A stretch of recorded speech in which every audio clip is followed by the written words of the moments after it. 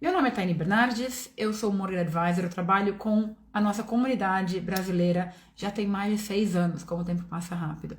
Então, isso me deu bastante experiência em saber como as dúvidas frequentes em relação ao estrangeiro, a nós que estamos aqui, né, que viemos de outro país, que normalmente viemos do Brasil, muitas pessoas vieram de Portugal também, então tenho vários clientes que vieram de Portugal, então, que estão nessa trajetória para comprar a tua primeira casa. Pode ser que seja a tua primeira casa, pode ser que seja a tua próxima casa, mas nós trabalhamos bastante em conjunto com esses aplicantes. Então, vamos primeiramente conversar. Então, como eu falei, temos várias dúvidas, muitas dúvidas relacionadas a advogado, ao processo em si, a benefícios, dúvidas no sentido de licença maternidade, dúvidas em relação a shared ownership. Então, vamos lá. Então, vamos uma a uma. A primeira dúvida que eu tenho aqui é dúvida de pessoas que estão querendo comprar imóveis por a companhia limitada. Então, muita gente pergunta, Taini, eu posso comprar um imóvel dentro de uma companhia, de uma empresa, no caso? Sim, você pode comprar imóvel por empresa, mas não para vocês morarem. O imóvel por empresa sempre vai ser imóvel de investimento. Então, como parte do seu processo de compra, existe aqui no Reino Unido uma grande diferença da compra residencial e a compra para investimento, buy to let, que é a compra de aluguel, no caso. E os critérios são super determinados para um caminho ou para o outro. Quando você vai comprar uma casa para vocês morarem, essa casa tem que ser no seu nome pessoal. Quando vocês vão comprar um imóvel para investimento, ele pode ser tanto no nome pessoal quanto de empresa. E você que está comprando a casa, se for para um investimento, não pode se beneficiar daquela casa. Pode se beneficiar do aluguel, pode ter o benefício do retorno, mas não morar naquela casa em si. Então é importante ter essa distinção e é muito importante ter toda essa determinação de qual caminho, se essa casa vai ser para o aluguel ou para a residência logo do começo. Claro que os planos mudam ao longo da vida, né? Muitas pessoas acabam comprando um imóvel para morar e a vida nos leva para outro caminho. Então, aí você pode mudar de residencial para investimento. Então, assim, essas são questões que a gente conversa bastante com os nossos clientes. Agora, eu fiz uma pergunta há umas semanas, no começo do mês, mais ou menos, no final do mês passado, quais eram as suas maiores dificuldades, né? Então, muitas pessoas colocaram como maiores dificuldades a questão de economia de salário, né? Na verdade, não de salário, é a questão de economia por depósito. Então, aqui no Reino Unido, existe a possibilidade da compra sem depósito, existe a possibilidade da compra com 5 mil de entrada, então, num imóvel de até 500 mil, existe a possibilidade de um imóvel, de uma compra com 5% de entrada. Então, para as pessoas que estão com dificuldade de economia, dependendo do valor da casa, o valor pode ser um pouco, não precisa ser tão alto. Então, às vezes tem essa pré-concepção de que tem que ter uma entrada de 10%, 15%, porque eu sou estrangeiro, porque eu não nasci aqui. Não tem problema. Diversos bancos aceitam a entrada com 5% ou até menos. Então, para aqueles que estão com um pouco de dificuldade de economias, né, vocês vão precisar ter economias para os custos do processo, vão precisar ter economias para uma parte do depósito, mas esse depósito potencialmente pode ser de 5%. Até para aquelas pessoas que já tiveram imóveis no passado ou até tem outros imóveis ainda. O 5% ele não é mais limitado apenas para o primeiro comprador. Então, mudou bastante. O mundo de financiamento, o mundo do financiamento, né, do imobiliário, os mortgages aqui, eles são super dinâmicos. Os bancos estão sempre atualizando o teu critério. Então, sempre fica de olho que a gente traz novidades em relação aos bancos e a forma como os bancos avaliam cada cliente. Ok, então a gente falou um pouquinho do depósito, né, para aqueles que estão com dificuldade de economia do depósito. A gente falou a questão de comprar o imóvel, da diferença entre um imóvel residencial, um imóvel para investimento, o buy to let. E agora, uma pergunta que muitas pessoas me perguntam em relação a benefícios. O fato de vocês receberem benefícios, que a pessoa que recebe benefício não tem restrição de compra. Você não deixa de ser elegível para uma compra, para um financiamento, para aplicar para o financiamento, o banco ele não vai te excluir porque você tem benefício. A questão é se o valor que você recebe do benefício mais o valor do seu salário são suficientes para comprar a casa. Então, para as pessoas que recebem, por exemplo, o Universal Credit, se você recebe uma parcela de aluguel para te ajudar com o aluguel, mais uma parcela para ajudar com a nursery, né, a creche das crianças, ou então a parte do aluguel, porque quando você se mudar para tua casa própria, você não vai receber mais o aluguel. Então a parte do aluguel em si, você deixaria de receber. Então a gente não consegue levantar como rendimento. Mas o restante, potencialmente, até pode ser usado como parte do processo. Então eu preciso analisar os recebimentos que vocês têm do trabalho e do benefício para ver se cabe dentro do imóvel que vocês gostariam de comprar, no caso. Então, tem que ter um pouco de entendimento melhor sobre o processo todo, sobre a sua situação como um comprador, para ver o impacto que teria. Mas não o fato de receber o teu benefício em si, isso não te impede de comprar. Então, assim, para quem pessoas me perguntam, eu tô há muito tempo no benefício, isso me importa? Não, não importa. Você tá muito tempo no benefício, você pode continuar recebendo. Porque você vai aplicar para o teu financiamento. Então, a questão do benefício, e por exemplo, se vocês têm filhos, né, a gente tá falando de Universal Credit, mas se você tem filhos e recebe Child Benefit, que praticamente, né, todas as pessoas que recebem abaixo de 60 mil por ano podem receber, isso entra como recebimento também. Se vocês recebem Carers Allowance, ou então o PIP, tudo isso pode entrar, tá? Então, assim, os benefícios diversos podem ser usados como complemento do seu salário. Agora, uma outra área que muitas pessoas têm de recebimento. Ele não é bem do benefício, mas ele é uma questão de salário reduzido. Então, eu recebi uma pergunta perguntando sobre licença maternidade. Então, para aquelas pessoas que acabaram de ter filhos e tá durante esse período de licença, se você pode comprar. Sim, na verdade, o banco até utiliza. Se você tiver planos de voltar ao teu trabalho no mesmo salário que você tinha antes de sair de licença, nós utilizamos o teu salário de retorno, não o salário reduzido da sua licença em si. Então, o que a gente precisaria nesse caso seria uma confirmação de que você vai retornar ao teu trabalho num valor, no mesmo valor que estava antes, e alguns bancos pedem uma carta do banco em si, então, para poder confirmar que você vai voltar naquele valor. Mas é importante, se a situação de dependentes mudou, né, e entender como que esse retorno do retorno ao trabalho vai impactar, por exemplo, vai ter custo maior de creche, qual que é o valor de creche? Então, quando eu estou tendo as reuniões com os nossos clientes, que tem essas mudanças, que estão, né, passando por ou estão para ter filhos, ou com planejamento de ter filhos, é entender como que vai ficar o teu compromisso financeiro uma vez que vocês se mudarem, por exemplo, né? Se mudarem para tua casa. Então, por exemplo, eu vou passar a ter 500 libras de nursery, né? De creche. Eu vou passar a ter 1.000 libras em Londres, por exemplo. Então, a gente tem que colocar isso na nossa planilha de gastos para mostrar para o banco que vocês estão preparados para ter esse gasto também. Mas, voltando à questão do salário em si, você não teria restrição nesse sentido. Não é porque você está de licença maternidade você não pode comprar o teu imóvel, e nós utilizaríamos a renda do retorno, não a renda corrente, não o salário do retorno, não o salário corrente. Espero que tenha esclarecido.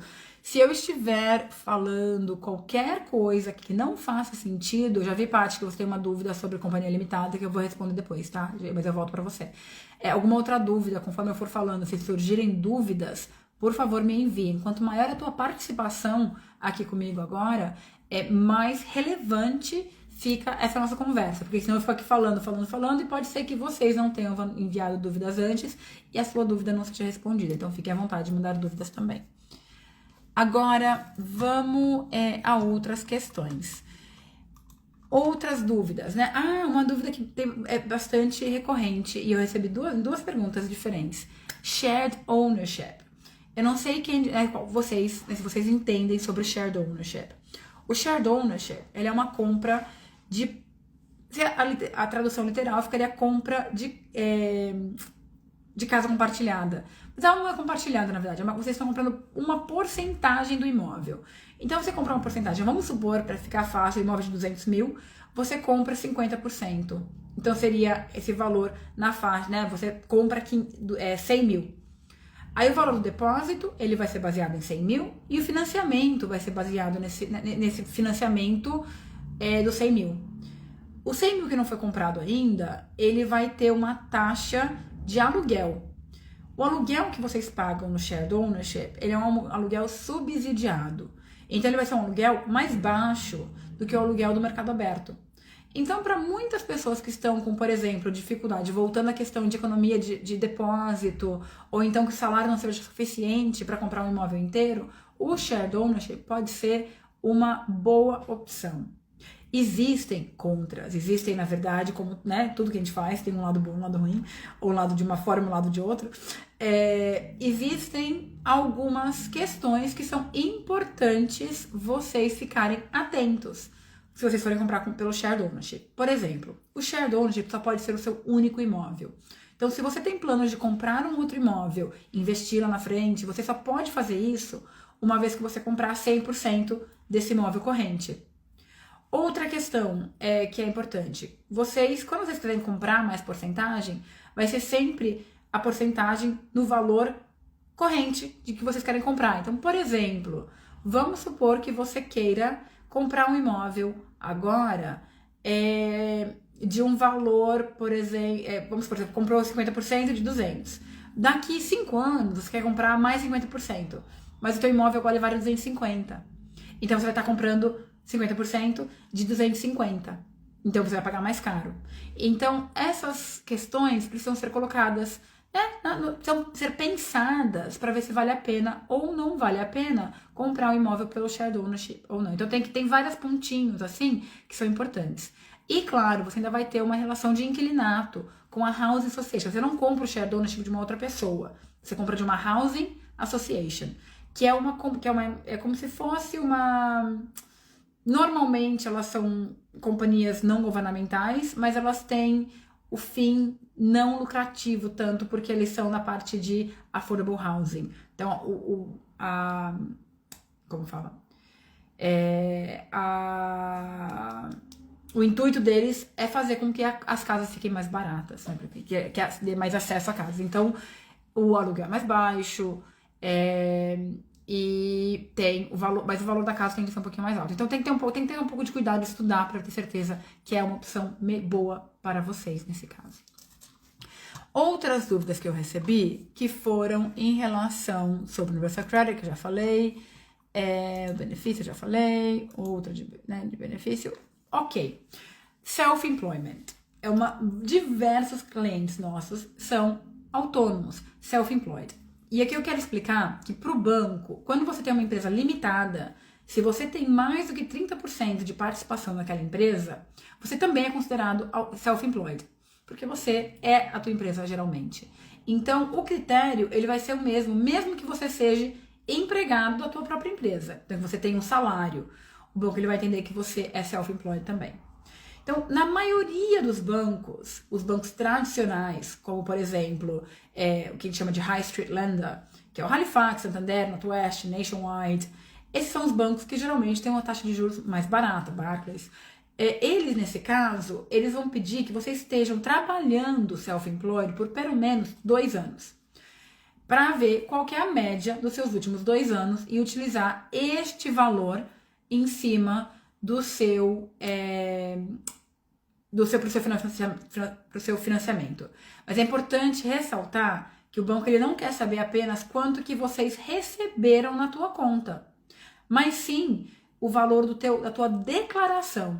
Então, por exemplo, vamos supor que eu tenha recebido esse ano 30 mil na minha conta, mas eu tive 20 mil de gasto. Então, na verdade, eu tive um lucro de 10 mil só. Para o banco, é esses 10 mil que eles vão utilizar. Isso quando você é autônomo, self-employed, sole trader. Agora, quando você é dono da sua empresa limitada, você potencialmente vai receber um salário como diretor e vai retirar os dividendos. Então, é a combinação desses dois. Alguns bancos, a gente consegue utilizar a sua renda da empresa em si. Se você for dono com mais de 50% ou 100%, a gente, ao invés de usar o dividendo que você tirou da empresa, a gente usa o lucro da empresa.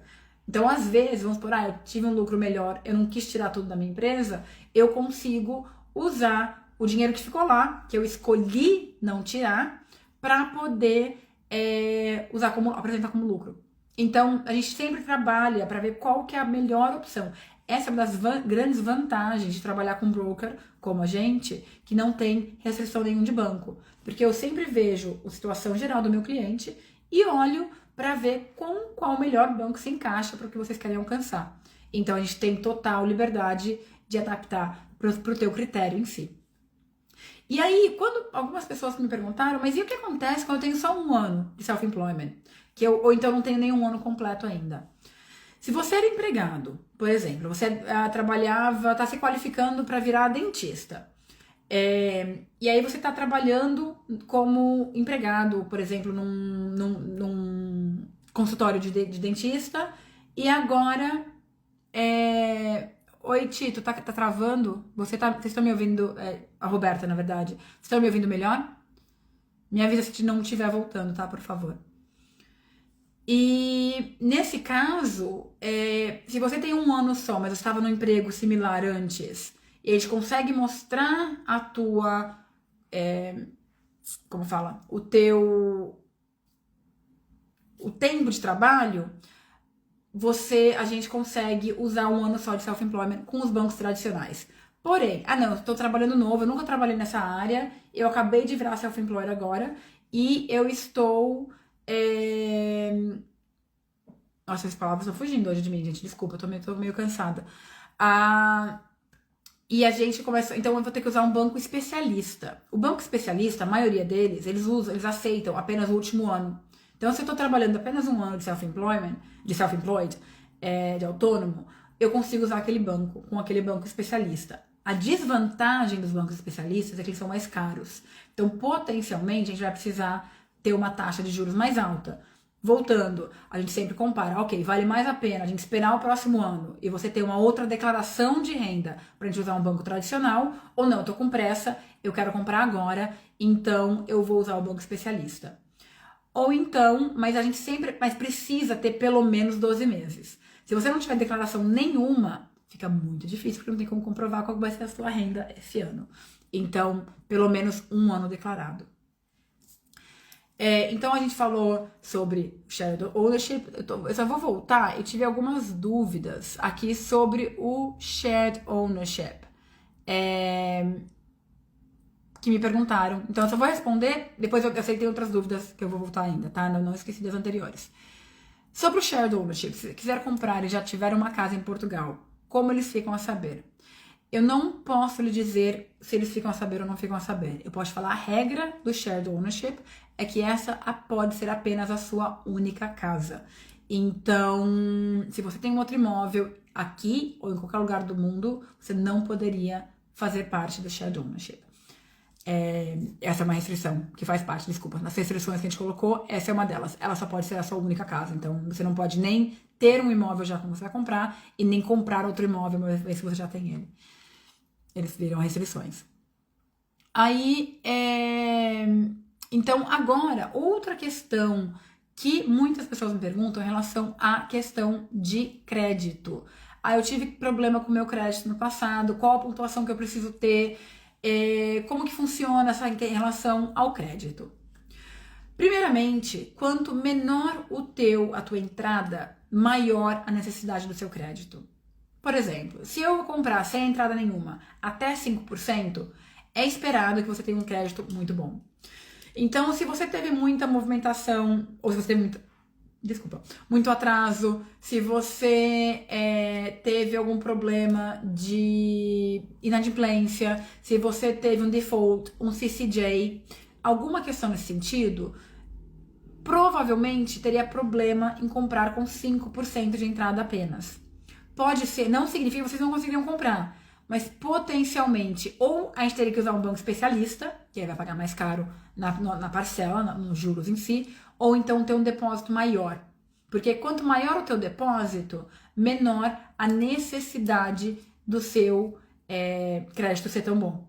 Então, por exemplo, se você tem 15% de entrada, potencialmente você pode ter um default, um CCJ até, mas tem que ver qual que é o valor e quantos desses você tem também. Então, tudo isso impacta. Por exemplo, uma pessoa que teve um default de 50 libras, uma conta de telefone que esqueceu de pagar, é diferente de uma pessoa que teve um default de 10 mil libras no cartão de crédito que ficou anos sem pagar. Então, o impacto e a forma como os bancos analisam também é diferente. Mas uma coisa eu digo para todo mundo, a chance da gente sempre conseguir te encaixar com algum banco é muito grande. Como eu falei, a gente tem acesso a diversos bancos, dezenas de bancos. E com isso, só vai depender de quanto que vocês estão dispostos a pagar. Ou então, às vezes, vale a pena esperar, porque, lembrando, tudo que tem no teu crédito, ele fica por 6 anos. Depois disso, ele sai e volta do zero de novo. Então, vale a pena conversar para entender. Ok, eu quero comprar agora, eu quero esperar para regulamentar, eu quero pagar, tudo bem eu pagar caro. Então depende da tua pressa, depende da necessidade de comprar nesse momento ou não. Então, o crédito, pensa assim, para ficar mais simples, quanto menor meu depósito, melhor meu crédito precisa ser. Ou então, para ter o melhor acesso a todos os bancos, com o melhor crédito eu preciso. Não existe uma pontuação específica. Tem que ter 900, 800. Porque se vocês olharem as diferenças de agência de crédito, por exemplo, Experian, Equifax, TransUnion, cada um tem uma pontuação diferente. E o banco em si tem uma pontuação própria. Então, não tem uma base para todo mundo. Eu tenho um score acima de 800, tá tudo certo. Pode ser que sim. Pode ser que não. Porque eu já vi gente com score de 800 que tem default antigo e foi negado com uma entrada pequena. Eu já vi gente com 700 que não tem nenhum problema na conta. Então, assim, e foi aprovado tranquilamente. Então, depende bastante. Quando a gente está fazendo a nossa consulta, a nossa análise com nossos clientes, eu sempre pego o teu relatório de crédito. Mas não para ver apenas a pontuação, mas para ver a tua conduta de conta. Para ver se tem algum atraso, qual que é o valor sendo utilizado, qual é o endereço que está todas as suas contas, porque tudo isso conta. O banco ele não analisa só a pontuação ou só o atraso, ele analisa quantos endereços você teve, se está tudo atualizado, se tem uma bagunça de endereço ou não. Tudo isso é analisado nesse sentido. Então vale a pena, se vocês não acompanham ainda o teu crédito, tem alguns aplicativos que são gratuitos que você pode acompanhar e com isso te ajudar a ter uma ideia, pelo menos um entendimento. Onde está meu crédito nesse mundo de crédito que existe aqui? Eu vou dar uma olhadinha para ver todas as dúvidas que foram feitas até agora. E aí eu vou responder algumas e como eu falei, conforme vocês tiverem mais dúvidas, por favor, me envie. Então vamos lá, tô lá desde o começo. Eu tive uma dúvida sobre companhia limitada.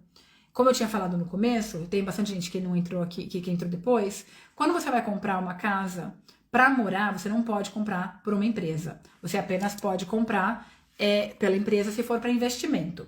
E aí teve uma pergunta da Paty, o seguinte: esse tipo de compra por limitada pode sustar o imóvel para o Airbnb? Sim, Paty, você pode comprar um imóvel pela companhia limitada, não para você morar, mas para você ter o que a gente chama de short lettings, que aí é para colocar para aluguéis de curta temporada, como Airbnb, Booking.com, ou então contratos menores de até 12 meses, que não é o que eles chamam de AST, que é o contrato tradicional para famílias que vão morar por pelo menos 12 meses naquele imóvel. Então, sim, para comprar na empresa limitada, você pode ter de qualquer investimento. Pode ter para aluguel tradicional, pode ter para companhia limitada, para Airbnb, pode ter para HMO, que é aquelas casas de ocupação múltipla, quando você vai alugar os quartos apenas, mas aí você aluga por tempo mais longo também. Então, todos esses podem ser pela companhia limitada.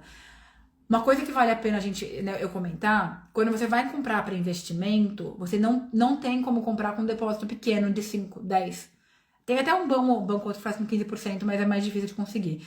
Mas a maioria dos bancos vão pedir de 20% a 25% de entrada. Então, a entrada é maior, os custos do processo podem ser um pouquinho maior também para o investimento do que é quando você vai comprar para sua casa própria. Vamos lá, outras dúvidas. Então, como eu falei, pessoal, conforme as dúvidas forem surgindo, por favor, me enviem para eu poder saná-las aqui também. Agora, a Roberta perguntou, uma casa de 100 mil, quantos por cento precisa de ter entrada?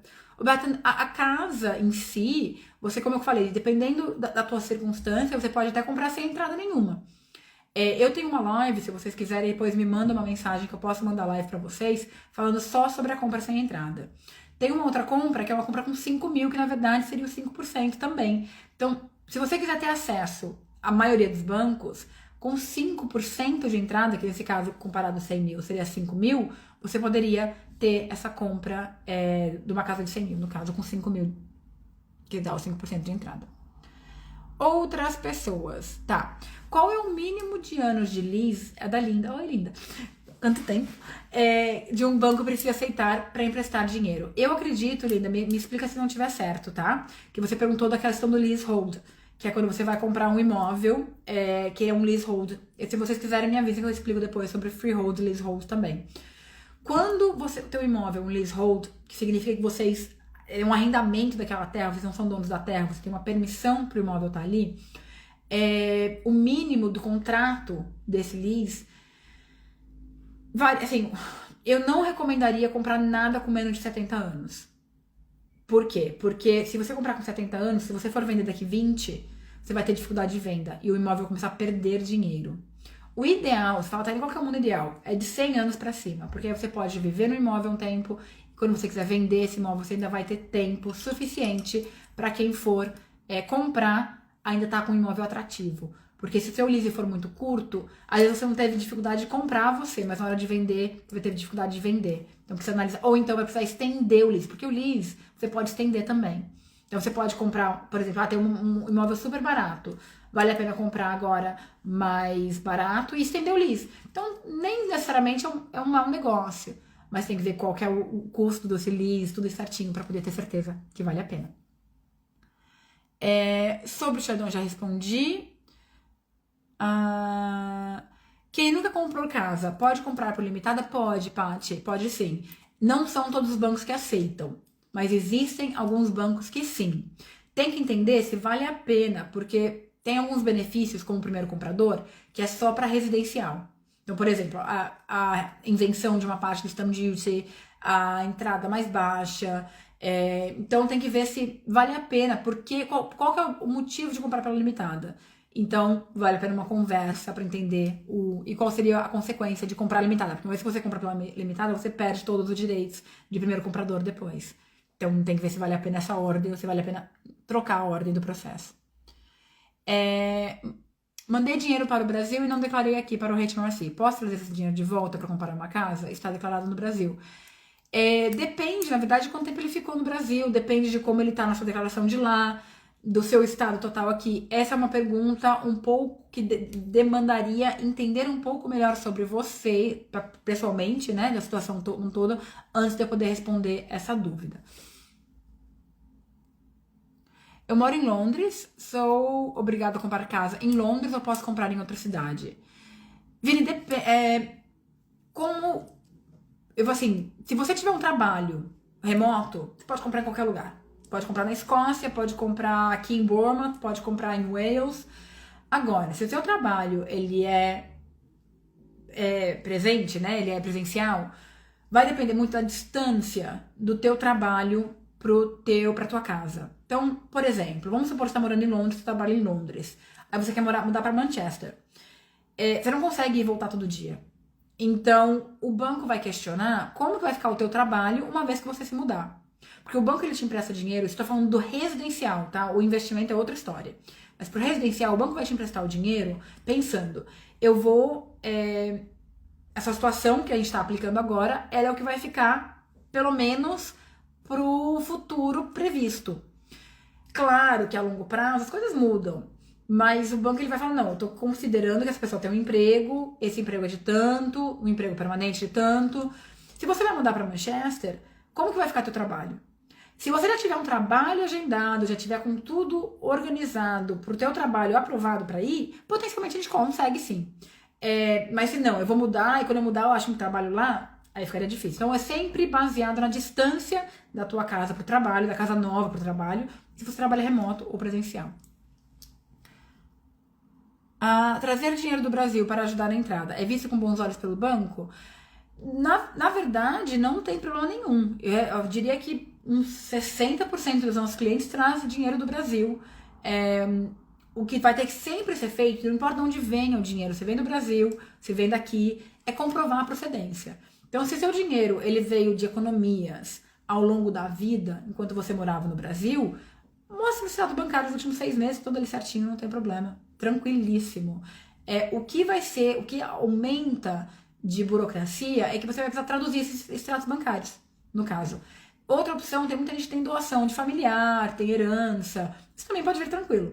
O único momento quando fica um pouquinho mais complicado é se tiver uma venda de um imóvel no Brasil, para trazer esse dinheiro para cá, porque a gente tem que comprovar da venda. O processo de compra e venda no Brasil é muito diferente do processo de compra e venda aqui, principalmente quando vem na comprovação do dinheiro em si, do dinheiro de quem está comprando, na verdade. E aqui tem uma coisa muito forte em relação à lavagem de dinheiro, anti-lavagem de dinheiro, na verdade, né? E eles fazem várias checagens para saber de onde está vindo esse depósito. O Brasil não tem essa checagem rigorosa. E por conta disso, muitas vezes quando chega nos advogados aqui, eles não conseguem comprovar a venda do imóvel no Brasil. E aí trava um pouquinho. Então, nesse momento é quando fica mais complicado. Mas se o dinheiro estiver vindo da sua poupança, de investimento, de doação, de herança, super tranquilo. É só ter toda a documentação traduzida. Por exemplo, a gente, quando está fazendo o processo, nós falamos português no escritório. Então, todo mundo fala português, todo mundo lê português. Então, a gente não precisa de documentação traduzida. Porém, quando chega para os advogados ou para o banco, alguns bancos vão querer que seja traduzido, os advogados, a maioria das vezes, vão querer que seja traduzido também. Então, isso é bom ter já meio que encaminhado para poder... O que eu nunca recomendo é traduzir tudo antes, porque a gente não sabe qual documento exato eles vão precisar. Mas você pode, por exemplo, deixar meio... encontrar alguém, ter uma ideia de custo, e aí, quando nós estivermos fazendo o processo, aí fala, não, então, agora é isso que a gente precisa, já encaminha. Para não atrasar, ter que procurar depois e tal. Mas não precisa fazer antes do processo ainda. Outras dúvidas. Leasehold com 5% de entrada é possível? Sim, sim, é super possível. A compra, Nanda, do imóvel freehold, leasehold, ele não muda os juros e nem a entrada. O que muda os juros ou a entrada principalmente, se for um imóvel novo ou utilizado, pode mudar a entrada. Se for um apartamento ou uma casa, pode mudar a entrada. Se for mas o lease em si não muda, tá? Então isso não se preocupa. Os juros também não vai ser mais alto por esse motivo. Pode ser mais alto, por exemplo, se for um imóvel com um lease curto, pode ser que a gente tenha que usar um banco especialista, porque o banco especialista ele é mais aberto ao risco. E aí, nesse caso, com o banco especialista que é aberto ao risco, a gente consegue comprar aquele imóvel que tem um lease curto, mas você vai pagar mais caro por isso, mensalmente, né, por causa dos juros. Então, esses seriam os impactos em si. Eu acho que não vale a pena porque o depósito é muito alto. Sim, o depósito é bem mais alto. Eu imagino você falando da empresa limitada para investimento. Exatamente. Tá, outras dúvidas, vamos ver. A Linda, obrigada. Tem 40% da casa, é possível usar o valor do asset para a entrada no restante? Sim, Linda. Você, quando tem o shared ownership, você pode pedir, porque você quer comprar os 55% restantes do teu imóvel. Então, você pode, se você já pagou bastante e teu imóvel valorizou, você pode pedir mais dinheiro emprestado pro banco, usando esse equity que você já tem. Então, você vai pedir um dinheiro emprestado e ver... Então, mas tem que calcular qual que tá o valor da casa hoje, quanto que vocês estão devendo no teu mortgage corrente e qual que é o salário de vocês. Porque não significa apenas ter o equity, mas precisa ter o valor do teu salário para suportar esse empréstimo mais alto. Então, sim, mas é possível, com certeza. Porque é só fazer os cálculos para ver se eles cabem. A Paty, stamp duty para first time buyer, pode nos falar? Claro, e não está abusando não, tá? Esse é um horário pra gente conversar e tirar suas dúvidas todas mesmo, então fique à vontade. Eu adoro quando vocês vão mandando perguntas, porque aí fica muito mais interativo, não fica só eu aqui falando sozinha, né? O stamp duty primeiro comprador, no momento, olha, hoje estamos em setembro, pra quem tá assistindo isso gravado, setembro de 2025. A informação que eu vou passar agora do stamp duty é baseada em hoje. Potencialmente pode ter algumas mudanças daqui um mês, no final de outubro. Então, eu não sei se vocês assistiram, teve bastante questão em relação ao stamp duty, teve bastante relação... E eles estão potencialmente para mudar. A gente não sabe nada, ninguém sabe do que vai virar. Pode ser que mude, tá? Então, o que eu vou falar agora é o que tá corrente. Hoje, para quem tá comprando o teu primeiro imóvel, os primeiros 300 mil são isentos de stamp duty, desde que teu imóvel tenha um valor de até 500 mil. Então, os primeiros 300 mil, então, meu imóvel é de até 300 mil, eu não pago nada. Meu imóvel é de até 500 mil, eu pago stamp duty na diferença entre os 300 e os 500, por exemplo, e 5% dessa diferença. O meu imóvel é de 400, então eu vou pagar stamp duty em 100, que é a diferença de 300 para 400. E aí fica 5% desse 100, que seria 5 mil de stamp duty. Agora, uma vez que o teu imóvel passa de 500 mil, você pede qualquer isenção do primeiro comprador e paga em cima tudo que passar de 125 mil. Então, aí fica bem mais caro. Mas agora, se você tem outro imóvel, ou se você já teve imóvel no passado, você não é mais primeiro comprador. Agora, se você tem outro imóvel, você paga stamp duty numa taxa adicional. Então, além do que você pagaria normalmente, como alguém que está mudando de casa, por exemplo, você paga um extra de 5%. Então, ao invés de 5%, seria 10%. Então, pode ficar bem caro, tá? Então, por isso que eu falei a questão de comprar imóvel de investimento antes, às vezes não vale a pena, porque às vezes você pode acabar pagando uma bolada e perdendo uma isenção que você teria como primeiro comprador. Então, tudo isso é importante ter essa questão toda bem conversada. Tá, caso queira comprar o restante da casa, tem que esperar pela data do remortgage. Linda, você pode tentar com o próprio banco que vocês têm ter o financiamento hoje. Mas se ele não estiver emprestando o restante, aí seria recomendado esperar pelo remortgage. Não vai ter aquela quebra de contrato que vocês têm. Então, aí ficaria um pouco... Pode ficar bem caro, dependendo do valor da quebra de contrato. Mas se vocês quiserem, depois me manda as informações todas que eu posso chegar pra você. Eu vejo com calma. Vamos lá, então. Aqui, na nossa live, eu não tenho mais nenhuma outra pergunta. Eu tenho algumas que a gente foi... Deixa eu ver as outras que foram enviadas. Qual a maneira... Dificuldade de comprar. Algumas pessoas me perguntaram quais são as maiores barreiras para comprar, na verdade, quando eu tinha querendo entender um pouco sobre as dificuldades da compra. As dificuldades da compra, elas variam um pouquinho de uma pessoa para outra. Por exemplo, se você tem um salário mais baixo, ela pode ser uma dificuldade. Se você mora, por exemplo, em Londres. Então, morar em Londres é uma dificuldade. Por quê? Porque os imóveis em Londres são caríssimos. Então, para você conseguir comprar um imóvel em Londres, você tem que ter um salário compatível com aqueles imóveis. Então, muitas pessoas acabam tendo que se relocar um pouquinho para fora para poder comprar um imóvel que caiba no seu bolso. Então, dependendo da região, as regiões do norte são um pouco mais em conta. A região do sul, dependendo da qual região do sul, pode ser um pouco mais acessível. Então, essa pode ser uma barreira. Outra barreira que é importante, que é uma questão que quando você tem mudança de contrato de trabalho. Então, se você trabalha com trabalho de contrato fixo, que tem a data para terminar, isso pode dar dificuldade. Ou então, se você tem um contrato de 0 hora, isso também pode dar uma dificuldade. Então, essas questões são barreiras um pouquinho... se você tem um trabalho 0 hora, você já faz há mais de um ano, não tem problema, dá para usar tranquilamente. Se você tem trabalho de contrato fixo, que é renovado todo ano, também não tem problema, dá para comprar da mesma forma. O problema é quando você está no comecinho do trabalho. Ou então, para quem tem pouco tempo de residência. Eu tenho clientes que compraram com 1 ano morando aqui no Reino Unido. Então, quando que acabou de chegar, que não construiu ainda o teu histórico. Então, varia bastante, na verdade, as barreiras. Elas são muito pessoais, porque depende bastante das suas circunstâncias do trabalho, do seu histórico de crédito. É super importante manter os pagamentos sempre em dia, para que não atrapalhe quando vocês estiverem prontos para comprar. Então, essas são questões bem importantes. Vieram outras dúvidas. Quantos perceberiam de depósito para comprar a mansionete? Mansionete, ela é classificada como flat. No caso, se for uma mansionete nova, um imóvel de revenda, com 5% também consegue. Se for um imóvel novo, um flat novo, alguns bancos vão pedir 10% ou 15%. Então, eles são um pouquinho mais restritivos quando é apartamento novo. E mansionete é classificado como apartamento, porque ele é dividido, não é uma casa inteira. Então, essas são questões que podem influenciar um pouquinho também. Se eu for no caso de morar mais afastado, teria que começar... Eu não vi o resto da sua pergunta, Paty. Você pode mandar para mim, por favor? Qual que é o restante? Outra questão que me perguntaram é sobre salary sacrifice.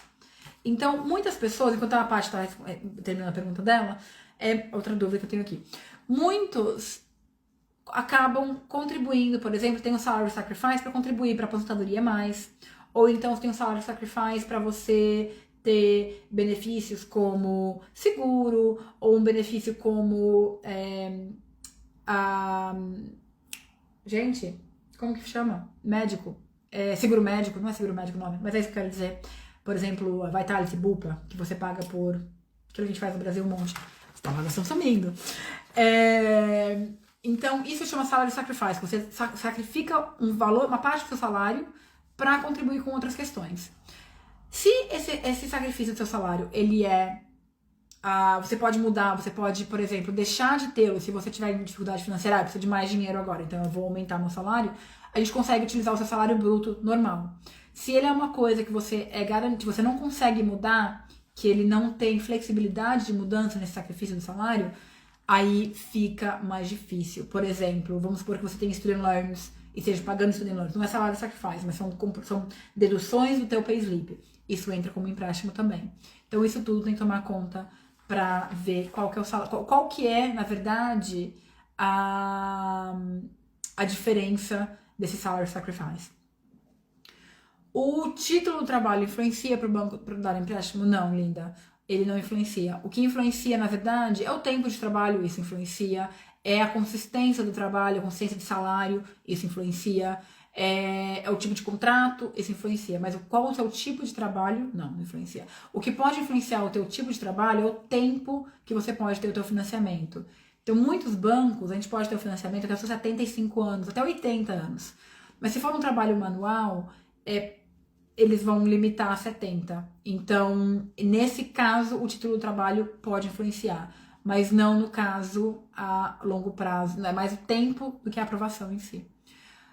O Student Finance vai depender de quanto você está pagando por mês. Não depende, na verdade, do teu valor quando você tirou agora. Então, quando você está recebendo ele, você ainda não tem um pagamento sendo deduzido do seu payslip, a gente não leva ele em consideração. Agora, a partir do momento que você começar a pagar no teu payslip, é onde ele entra como o valor mensal deduzido do teu payslip em si, como compromisso financeiro. Existe algum tipo de incentivo ou benefício para o civil servant? Não nesse momento. Em alguns momentos, tem um tipo de compra, chama First Homes. E, de tempos em tempos, ele é uma compra de casa descontada. E quando ele é feito pelo cônsul local, né, pela autoridade local, e quando o cônsul ele libera essas casas, eles têm algum critério de quem se classifica para aquele desconto daquela casa. Alguns critérios colocam como civil servant, ou quem tem a ligação a algum tipo de parte, por exemplo, NHS, key workers, mas tem que achar em cada região, não é uma coisa nacional que é para todo mundo, depende de cada critério, como eles lançam e qual o setor que eles estão querendo influenciar naquele momento. Mas assim, não tem nada específico de incentivo que seja para civil servant, nesse sentido. A pergunta sobre barreiras. Por exemplo, comprar a 4 ou 5 horas daqui, o marido trabalhando em Londres e a filha na casa, poderia comprovar a renda do marido em Londres. Se você tem uma pessoa que se locomove, a questão maior é a seguinte. Por exemplo, Paty, vamos supor teu marido, no caso, ele trabalha em Londres, vocês querem comprar lá em Manchester, para morar lá, vocês moram lá, e ele tá trabalhando em Londres ainda, mantendo. Só que tem que levar em conta o custo da moradia dele em Londres também. Então o salário dele vai ter que dar conta de pagar a casa em Manchester e o aluguel em Londres, por exemplo. Tudo bem, se der conta não tem problema nenhum. Pode comprar dessa forma. Só que tem que comprovar esses dois gastos. A comprovação de renda precisa ser por volta de 3 vezes mais o valor da parcela? Não, na verdade, tem bancos hoje que precisam até 6 vezes.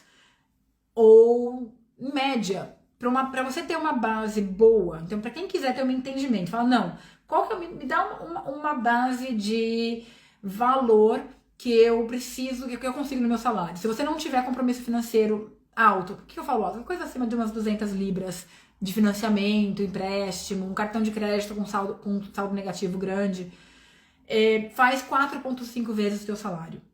Tem bancos que emprestam mais do que isso, mas isso é para você começar a pensar quanto que eu consigo de empréstimo. 4,5 te dá uma base legal. Potencialmente, você consegue mais do que isso.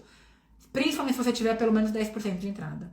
Mas existe banco de emprestação, na verdade, 6, 6,5%. Tem vários, depende um pouco do tipo de trabalho. Nesse caso, também depende do tipo de trabalho, Linda, respondendo a tua pergunta, o máximo de empréstimo. Algumas profissões, os bancos têm um valor maior de empréstimo também.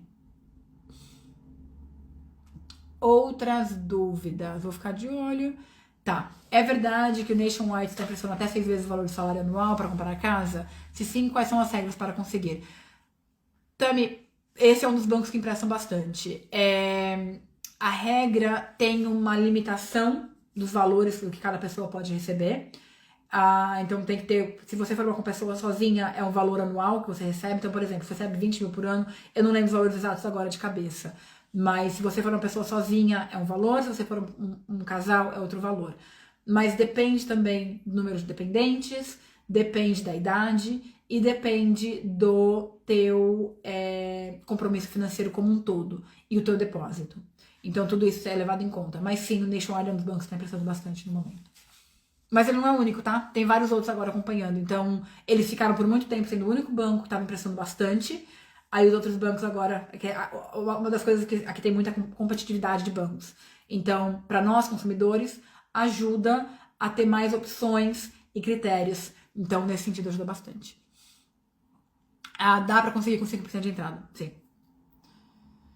A expectativa de que os juros vão baixar futuramente, Linda, eles estão bastante flutuantes. Eles já baixaram bem dos últimos 2 anos, então quem acompanhou o financiamento nos últimos 2 anos, ele caiu bastante do que estava em 2022, 2023. A média, a expectativa agora é ficar mais ou menos como tá? Então não tem uma expectativa de queda gigantesca, tem uma expectativa de queda ainda, mas não sei quão significativa vai ser. Agora deu uma estagnada de novo nos juros. Uma coisa que vale lembrar, pessoal, que quando o Bank of England abaixa os juros, não significa que o banco abaixa os juros deles também. A não ser que eles tenham uma taxa variável. Quem tem taxa variável, que ela acompanha a taxa do Bank of England, automaticamente ela cai. Quem tem outros tipos de taxa, primeiro que está numa taxa fixa, ela não cai enquanto você não for fazer a sua renovação. Agora, quem está comprando, fala, Tânia, acabou de baixar, minha taxa caiu. Quando a gente está no processo de compra, entre a aprovação do financiamento e a pega da chave, a gente pode mudar ainda as taxas de juros do banco que a gente aplicou. E muita gente fica, mas baixou o Bank of England, baixou a minha taxa? Não necessariamente, porque o banco, ele pode escolher não baixar deles. Normalmente, eles têm uma expectativa de mercado, de a competitividade que eles querem, nível de negócios, né, que eles estão recebendo, de aplicações que estão recebendo. Então, ele pode ser ele é um indicativo, mas ele não é uma garantia.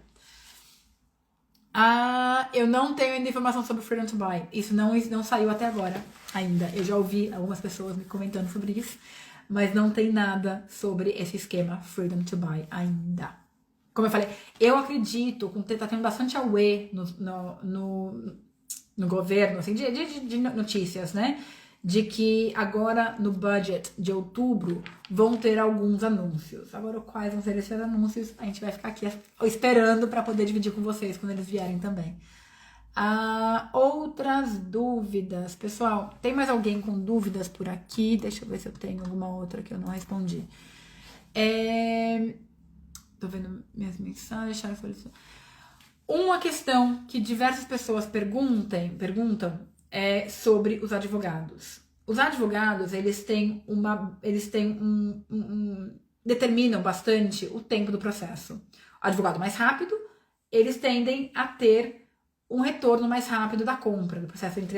O processo, no geral, eles demoram em torno de uns 4 meses, em média, entre vocês acharem a casa e estarem com a chave nas mãos. Esse tempo demora bastante, Porque o processo com os advogados, principalmente, é onde demora mais. É um vai e vem de perguntas, de documentação. A pergunta, na verdade, não são para vocês, é para quem tá vendendo. Então, depende muito do advogado do outro lado, do vendedor também. E aí alguém me mandou uma pergunta se tem como achar um solicitor que não enrole muito.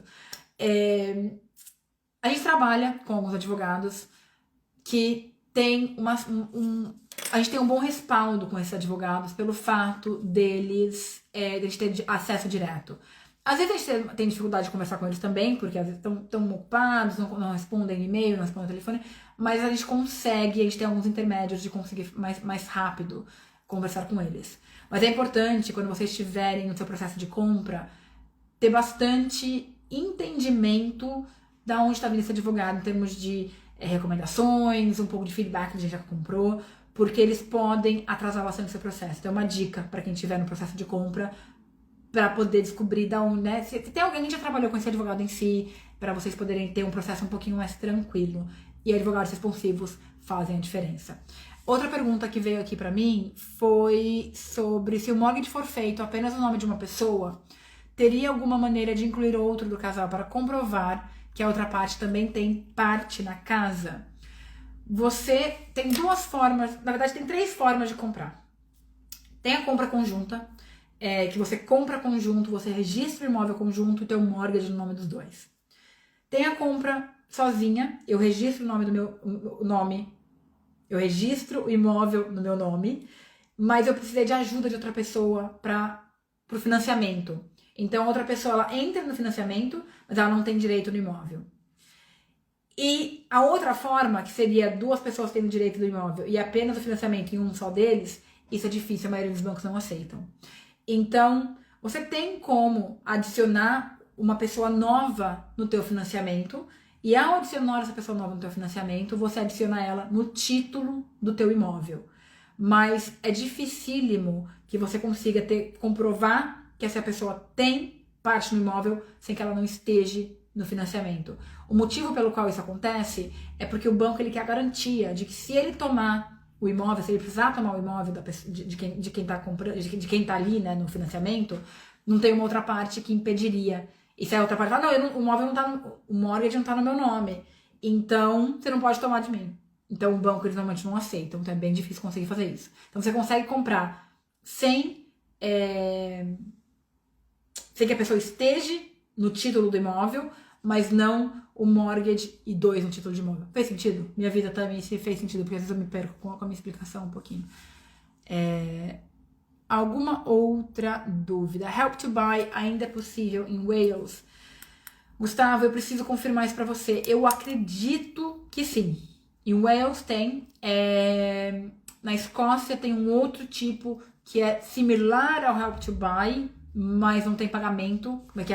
Mas não o de Wales. Eu posso te responder depois, quando a gente terminar aqui, eu dou uma pesquisada e coloco pra você, se você quiser. Me manda uma mensagem, por favor, no direct, que aí eu lembro, pra eu confirmar isso pra você.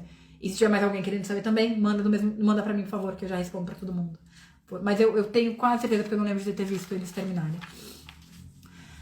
Pessoal, são quase 6h30 já. Eu tenho tempo, a gente pode conversar um pouquinho mais, se vocês tiverem dúvidas. Das dúvidas que o pessoal foi me enviando ao longo do dia, de ontem para hoje, eu acredito que eu tenha respondido todas.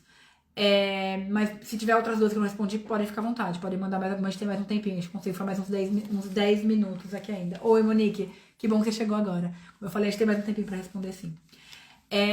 O que significa a escrita sold, STC e chain em caso da venda no site? Boa pergunta.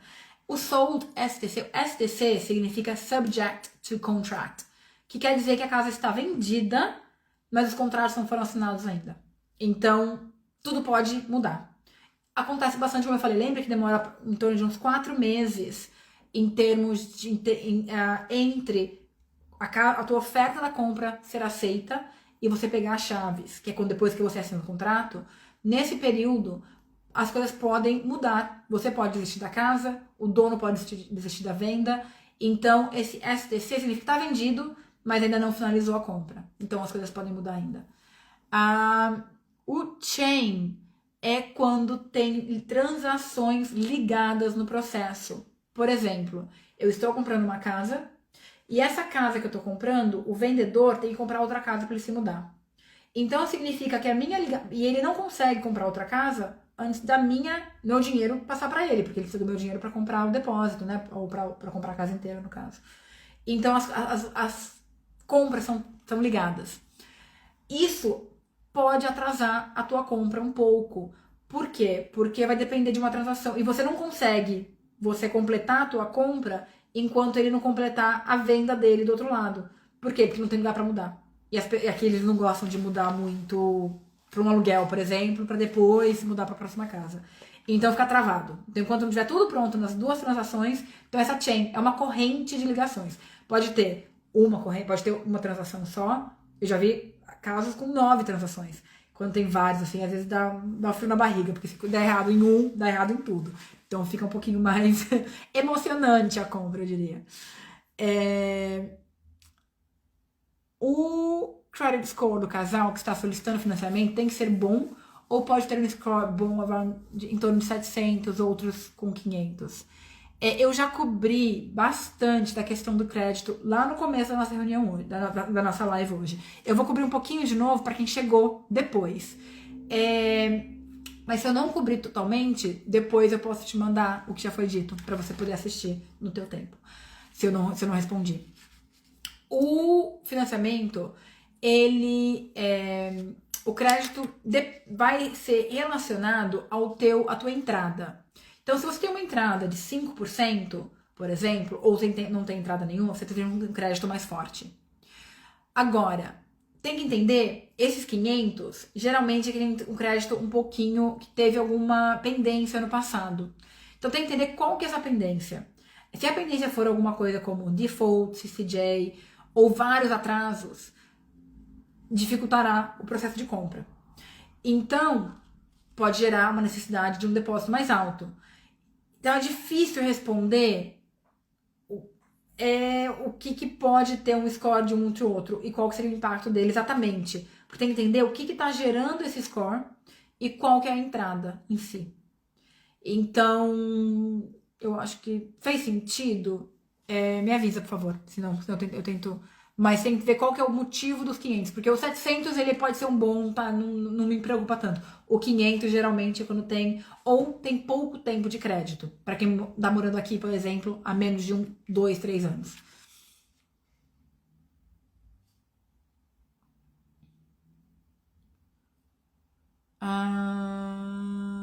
Uma pessoa da mesma empresa há mais de 8 anos, com salário de mais de 40 mil, e uma self-employed há 1 ano que reside há pouco tempo no país. Conseguem comprar juntos? Conseguem. Pode ser que a gente precise utilizar um banco especialista que aceite 1 ano. O ideal, o tempo morando aqui, tem que ver qual que é o visto dessa pessoa também. Porque o visto ele pode ser um pouquinho restritivo. Pre-settle e settle é tranquilo. O visto de dependente de hoje, que os vistos de agora são visto de dependente, ele é mais restritivo. O Skill Visa, ele requer que você trabalhe aqui há pelo menos 1 ano. Então, teria que ver qual que é o tipo de visto, para ver o impacto desse visto, para ver o tempo de self-employment. Se você conseguir ter 2 anos de self-employment, pode ajudar um pouquinho mais no seu processo de compra, sim. Lembrando que a gente está agora em setembro. Ter mais 1 ano de self-employment seria só até abril, porque o abril você fecha mais 1.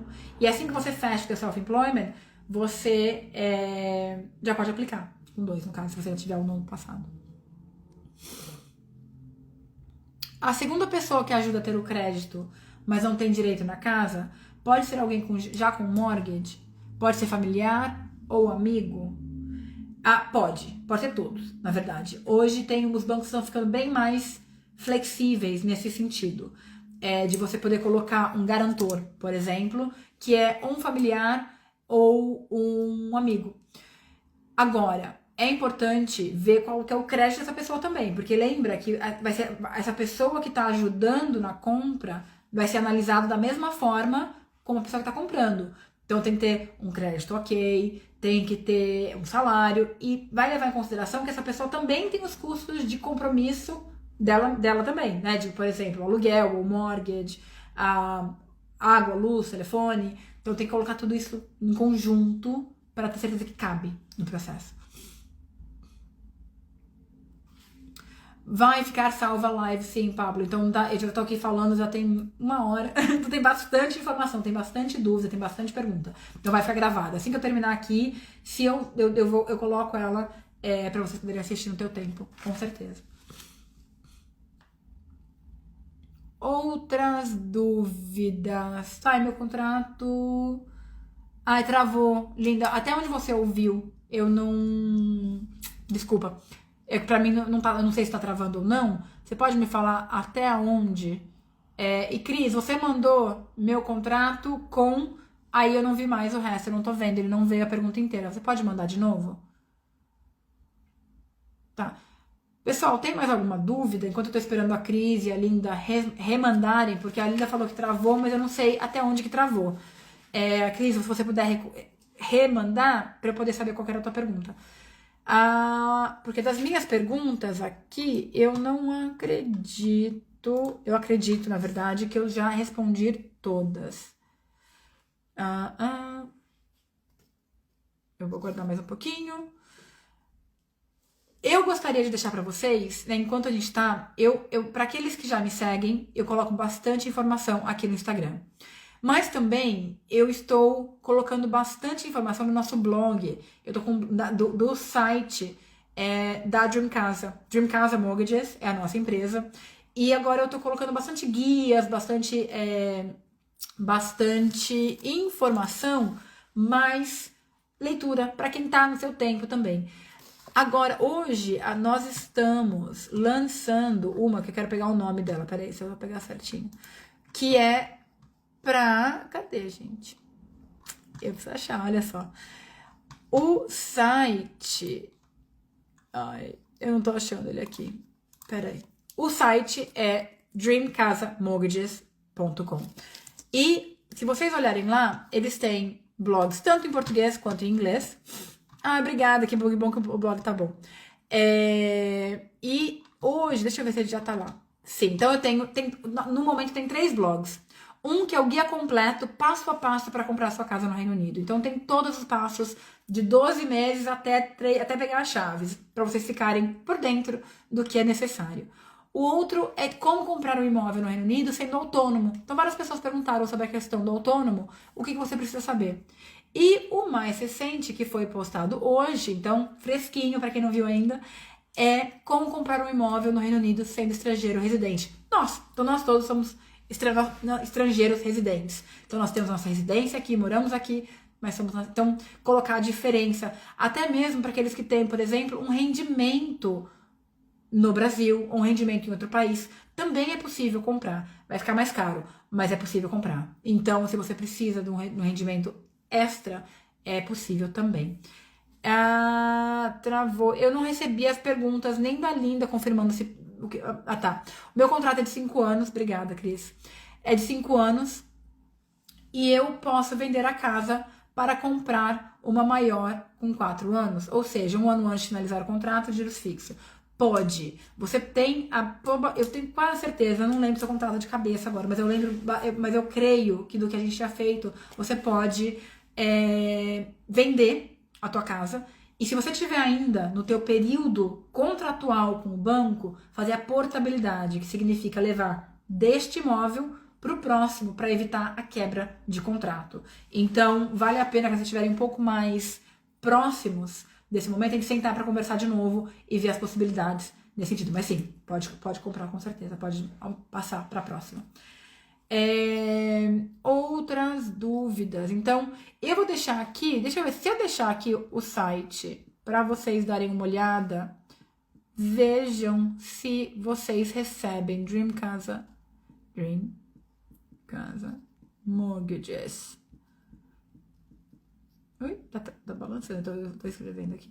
Vê se vocês conseguem acessar e dê uma olhada para vocês verem os blogs. E aí tem bastante informação. E claro, eu agradeço a todos se vocês puderem me ajudar a divulgar. Porque quanto mais pessoas tiverem acesso ao blog, mais informação eu coloco, mais interessante. Então assim, até se vocês tiverem ideias de assuntos que vocês gostariam de ver no blog, outras lives, eu quero, né, a gente tava todo mundo de férias, assim, então tava meio mais parado, mas agora estamos voltando à tona toda.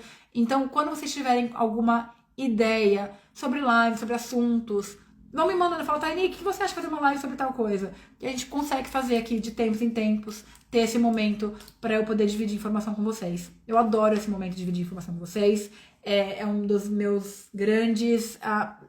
das minhas grandes realizações de trabalho, de poder estar aqui batendo papo com todo mundo e respondendo. Então, como eu sempre falo, quanto maior o engajamento de vocês, melhor fica a nossa conversa, porque aí eu sei exatamente o caminho que a gente pode seguir.